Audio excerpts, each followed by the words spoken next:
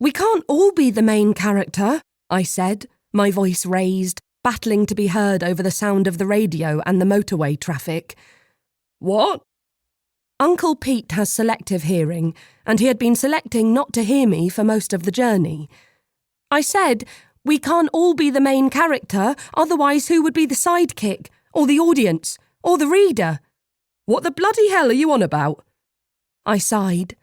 I don't know why I even bothered trying to make conversation.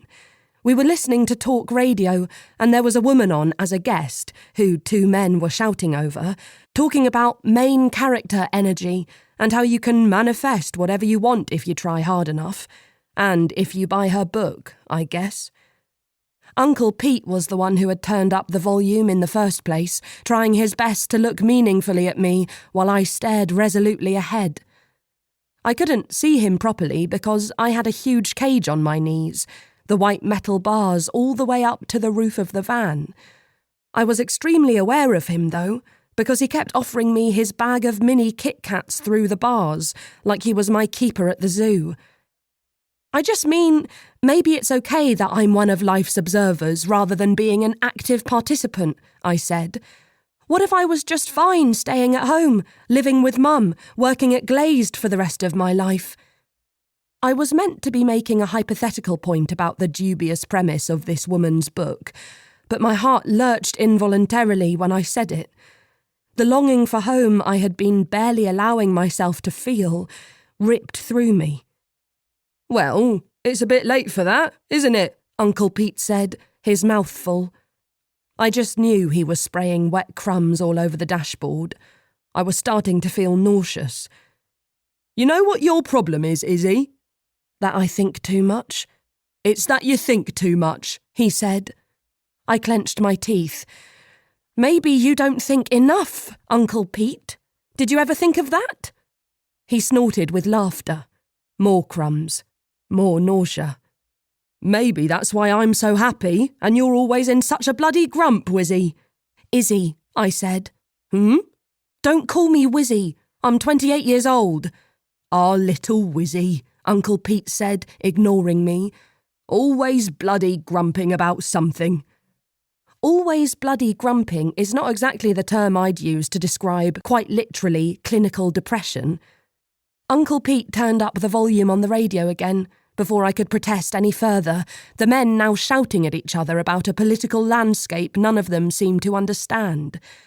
I wrestled my phone out of the top pocket of my jacket and groaned when I saw that we had 45 minutes of the journey left. The cage was heavier than I'd realised.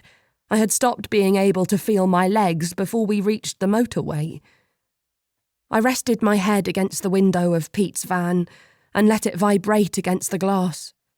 As hard as I tried, I couldn't stop thinking about my mum standing in the doorway of our block of flats in Margate, waving us off that morning with her cardigan wrapped around her tiny frame. She had clearly not slept all night.